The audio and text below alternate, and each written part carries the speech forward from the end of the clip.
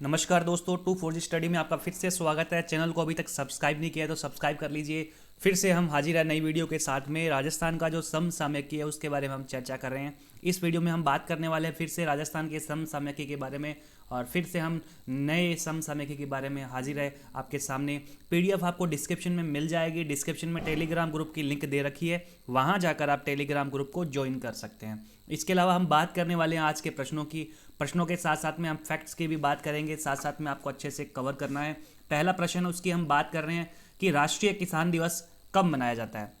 तो इसकी चर्चा हो चुकी है पहले। वैसे भी मैं बता दूं आपको, राष्ट्रीय किसान दिवस है वो मनाया जाता है 23 दिसंबर को। 23 दिसंबर को ये राष्ट्रीय किसान दिवस मनाया जाता है। कौन से पूर्व प्रधानमंत्री? चौधरी चरण सिंह की जयंती पर ये राष्ट्रीय किसान दिवस मनाया जाता है। पूर्व प्रधानमंत्री भारत के हैं। इनकी हम बात करें तो जो इनका जन्म है वो 23 दिसंबर 1902 को हुआ, और इनकी मृत्यु जो है, डेथ है, वो 29 मई 1987 के अंदर इनकी मृत्यु हुई है। पूर्व प्रधानमंत्री चौधरी चरण सिंह है। इनका जन्म यूपी के अंदर हुआ था। यूपी में मेरठ जिले के अंदर इनका जन्म हुआ है। 1929 के अंदर ये कांग्रेस में शामिल हो गए थे। 1929 में कांग्रेस में शामिल हुए, और उसके बाद में यूपी के अंदर अपनी जो पहली विधानसभा सीट है वो लेकर आए। छपरौली उत्तर प्रदेश के अंदर पहली विधानसभा सीट 1937 के अंदर, 1937 के अंदर। और उसके बाद में लगातार ये 46, 52 और उसके बाद में 62 और 67, बीच में एक लगातार नहीं है, बीच में एक गैप है। और उसके बाद में ये लगातार ये विधानसभा सदस्य रहे हैं। अपने बात करें 1917 के अंदर ये यूपी के मुख्यमंत्री भी बने हैं। और उसके बाद में प्रधानमंत्री कब बने हैं इसकी हम बात करें, जो कार्यकाल है इनका 28 जुलाई 1979 में यहाँ से ये बने हैं प्रधानमंत्री। और कब तक रहे हैं? 14 जनवरी 1980 तक ये जनता पार्टी की सरकार से प्रधानमंत्री रहे हैं। जनता पार्टी जो वर्तमान में भारतीय जनता पार्टी के नाम से जानी जाती है, ये 1980 तक प्रधानमंत्री रहे हैं जनता पार्टी की सरकार से। और शुरुआत में ये कांग्रेस में शामिल हो गए थे। उनकी कुछ किताबें भी लिखी हुई है। किताबों की बात करें तो 2-3 किताबें मैं बता दूं आपको। जैसे एक किताब आती है जमींदारी उन्मूलन, और उसकी एक किताब, एक और इनकी किताब है भारत की गरीबी और उसका समाधान। ये 2 किताबें इनकी मोस्ट इंपॉर्टेंट है। वैसे तो और भी बहुत सारी किताबें हैं जिनकी हम चर्चा करेंगे, लेकिन अभी एक बार 2 किताबें हैं उनकी हम बात कर रहे हैं। पहली किताब जमींदारी उन्मूलन और दूसरी किताब भारत की गरीबी और उसका समाधान। पेपर में पूछा जा सकता है, क्योंकि हाल ही में ये राष्ट्रीय किसान दिवस मनाया गया है 23 दिसंबर को। राष्ट्रीय किसान दिवस कब मनाया जाता है? 23 दिसंबर को मनाया जाता है। अगले प्रश्न की हम बात करें। अगला प्रश्न खेल के ऊपर है। देवेंद्र झाझड़िया को किस विश्वविद्यालय ने हाल ही में डॉक्टरेट की उपाधि दी है? तो ये आपको बताना है इसका आंसर। इसका आंसर हम बात करेंगे मोहनलाल सुखाड़िया विश्वविद्यालय, जो कि उदयपुर के अंदर है।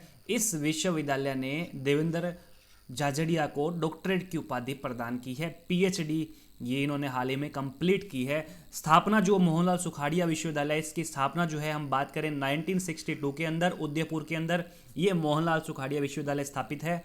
देवेंद्र झाझड़िया को हाल ही में बता दिया डॉक्टरेट की उपाधि इस विश्वविद्यालय ने दी है। देवेंद्र झाझड़िया किस जिले से संबंधित है? तो इनका संबंध जो है वो है चूरू जिले से। और किस खेल से संबंधित है? तो ये भाला फेंक जो है उस गेम से ये संबंधित है। अगले प्रश्न की हम बात करें। प्रधानमंत्री कौशल विकास योजना पर आधारित प्रश्न है। ये योजना 2021-22 में प्रशिक्षण देने में राजस्थान का देश में कौन सा स्थान रहा है? इस योजना के अंदर राजस्थान का स्थान पूछा है, तो राजस्थान का इसके अंदर 5वां स्थान रहा है। 5वें स्थान पर राजस्थान रहा है प्रशिक्षण देने के मामले के अंदर। जो ये योजना है प्रधानमंत्री कौशल विकास योजना, इसका जो पहला चरण है वो 2015 में शुरू हो चुका था।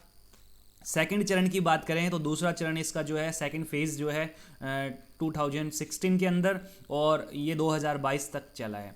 तीसरा जो फेज है, थर्ड फेज जो है इसका, वो 2021-22 जो 22 है, इसका 70 है, इसके अंदर ये शुरू हो चुका है। तो ये टोटल कुल मिला के अभी तक 3 फेज इसके हुए हैं प्रधानमंत्री कौशल विकास योजना। और इसके अंतर्गत राजस्थान जो है उसने काफ़ी युवाओं को प्रशिक्षण दिया है। तो राजस्थान देश में कौन से स्थान पर रहा है?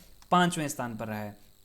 अगला प्रश्न है, ये भी खेल पर आधारित है, और हाल ही में सेकंड ग्रेड की जो एग्ज़ाम हुआ है, वर्ष अध्यापक का जो एग्ज़ाम हुआ है, उसके अंदर ये करंट समसामयिकी के अंदर पूछा गया प्रश्न है। इसकी भी हम चर्चा कर लेते हैं। वैसे तो हमने अलग से इसकी वीडियो बना दी है, आप यूट्यूब चैनल पर जाकर उसकी वीडियो देख सकते हैं। वरिष्ठ अध्यापक के अंदर जितने भी प्रश्न आया सेकंड ग्रेड के अंदर राजस्थान करंट अफेयर के, हमने उनकी चर्चा की है, आप वीडियो देख सकते हैं, क्योंकि क्वेश्चन जो है वो रिपीट हो सकता है। तो इसका आंसर क्या है, दिव्यांग खिलाड़ियों के लिए पैरा खेल अकादमी कहाँ बनेगी?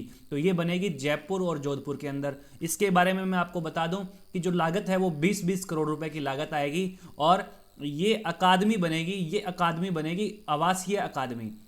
ये अकादमी बनेगी आवासीय अकादमी। आवासीय का मतलब ये कि यहाँ पे हॉस्टल भी होगा और यहाँ पे ये रह सकते हैं, जो दिव्यांग खिलाड़ी है वो यहाँ पर रह सकते हैं। एक तो गैर आवासीय होता है और एक आवासीय होता है, तो ये थोड़ा सा ध्यान रखना है आपको। 20-20 करोड़ की लागत से ये अकादमी प्रस्तावित है। अगले प्रश्न की बात करें, अगला प्रश्न देखिए दोस्तों, अगला प्रश्न है डॉक्टर कृति भारती को रियल शेरनी ऑफ इंडिया का टाइटल मिला है, किस जिले से संबंध रखती है? डॉक्टर कृति भारती नाम चर्चा में है, फटाक से आपको याद रखना है। रियल शेरनी ऑफ इंडिया कृति भारती जोधपुर से संबंधित है, इनको टाइटल मिला है। क्यों मिला इसका कारण मैं बता दूं आपको कि कृति भारती जो है ये काफ़ी कोशिश कर रहे हैं, जो बाल विवाह है उनको रोकना है।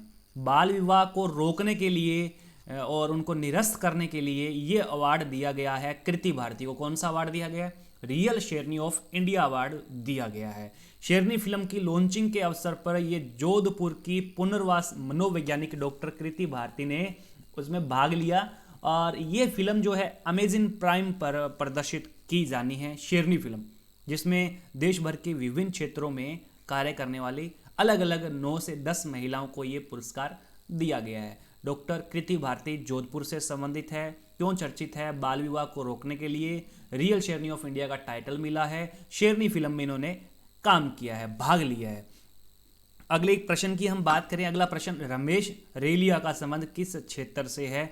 रमेश रेलिया का संबंध जो है वो विज्ञान के क्षेत्र से है। इनको हम कृषि वैज्ञानिक कह सकते हैं, कृषि वैज्ञानिक है। और राज्य सरकार द्वारा पहली बार नैनो यूरिया को की जो बिक्री है उसको उपलब्ध करवाया गया है और इस नैनो यूरिया की खोज किसके द्वारा की गई है?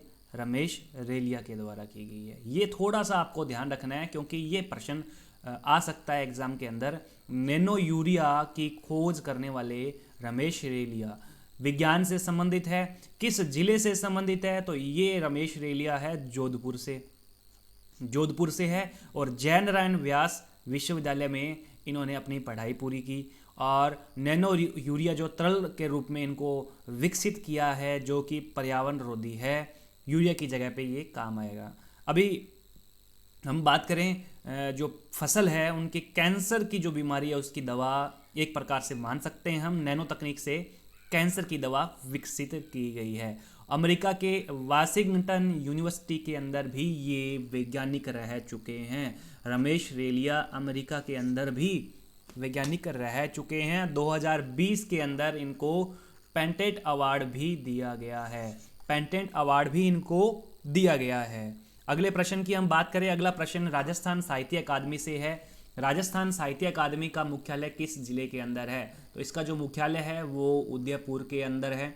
बात करें राजस्थान साहित्य अकादमी की, पूरी हम चर्चा कर लेते हैं क्योंकि बार बार ये प्रश्न पूछा जाता है राजस्थान साहित्य अकादमी पर, तो हम चर्चा कर लेते हैं। स्थापना जो है राजस्थान साहित्य अकादमी की वो 1958 के अंदर कहाँ पर हुई? उदयपुर के अंदर। वर्तमान में भी मुख्यालय कहाँ पर है? उदयपुर के अंदर। और इस अकादमी के द्वारा एक मासिक पत्रिका प्रकाशित की जाती है जिसका नाम है मधुमती मासिक पत्रिका, इसको अपने बोल सकते हैं। हर महीने ये आती है पत्रिका मधुमती और ये राजस्थान साहित्य अकादमी के द्वारा प्रकाशित की जाती है। इस अकादमी के द्वारा जो पुरस्कार दिए जाते हैं हम उनकी भी चर्चा कर लेते हैं, जो मुख्य पुरस्कार है। जैसे पहला पुरस्कार इसका आता है सर्वोच्च मीरा पुरस्कार, किसके द्वारा दिया जाता है? साहित्य अकादमी के द्वारा दिया जाता है। हम वीडियो में अलग से बात करेंगे पुरस्कार के बारे में, फिर भी हम हर वीडियो के अंदर 2 से 3 क्वेश्चन जो है वो पुरस्कार पर, योजनाओं पर, खेल पर आधारित लेकर आते हैं। सर्वोच्च मीरा पुरस्कार किसके द्वारा दिया जाता है? साहित्य अकादमी के द्वारा दिया जाता है। और किस क्षेत्र में दिया जाता है? ये नाटक के क्षेत्र में दिया जाता है। अगला जो पुरस्कार है उसकी हम बात करें, सुधिंदर पुरस्कार। जो सुधिंदर पुरस्कार है वो किसके द्वारा दिया जाता है? साहित्य अकादमी के द्वारा दिया जाता है। किस क्षेत्र में दिया जाता है? सुधिंदर काव्य के क्षेत्र में दिया जाता है। मीरा पुरस्कार नाटक के क्षेत्र में, सुधिंदर जो है काव्य के क्षेत्र में। इसके अलावा एक पुरस्कार और आता है, रांगेय राघव। रांगेय राघव पुरस्कार है, ये किसके द्वारा दिया जाता है? साहित्य अकादमी के द्वारा। किस क्षेत्र में दिया जाता है? कथा व उपन्यास के क्षेत्र में दिया जाता है। तो ये क्षेत्र आपको भाई विशेष तौर पे याद रखने हैं। अगला प्रश्न, अगला जो पुरस्कार है वो बता दूं मैं आपको, एक कोई इसका जो पुरस्कार है कोई उपाध्याय, देवीलाल उपाध्याय पुरस्कार, जो ज़्यादा इम्पोर्टेंट नहीं है लेकिन फिर भी हम बात कर लेते हैं। देवीलाल उपाध्याय पुरस्कार है, ये निबंध के क्षेत्र में, निबंध आलोचना के क्षेत्र में ये पुरस्कार दिया जाता है। इस प्रकार से बहुत सारे पुरस्कार इसके अंदर दिए जाते हैं। मैंने आपको इंपॉर्टेंट, जो मोस्ट इंपॉर्टेंट है वो मैंने बताया आपको। 3 जो है वो मोस्ट इंपॉर्टेंट है, एक तो सर्वोच्च मीरा पुरस्कार, एक सुधिंदर पुरस्कार और एक रांगेय राघव पुरस्कार। चौथा पुरस्कार मैंने आपको बताया देवीलाल उपाध्याय पुरस्कार। अगला जो प्रश्न है, बिल्कुल साथ ही प्रश्न इस वीडियो के अंदर बात कर रहे हैं। चैनल को आपने अभी तक सब्सक्राइब नहीं किया तो सब्सक्राइब जरूर कर लीजिए। चैनल को नीचे सब्सक्राइब वाला लाल बटन दिया हुआ है, डिस्क्रिप्शन के अंदर नीचे टेलीग्राम ग्रुप की लिंक मिल जाएगी। आप टेलीग्राम ग्रुप को जाकर वहाँ पे ज्वाइन कर सकते हैं, क्योंकि टेलीग्राम ग्रुप में आपको क्या मिलेगी? पीडीएफ मिलेगी। टेलीग्राम ग्रुप के अंदर आपको क्या मिलेगी? पीडीएफ मिलेगी। पीडीएफ को आप देख सकते हैं, नोट्स बना सकते हैं, प्रिंट भी निकाल सकते हैं। तो ये पीडीएफ आपको यहाँ सीधे नहीं मिलेगी, टेलीग्राम ग्रुप को ज्वाइन करने के बाद में ही आपको पीडीएफ मिलने वाली है।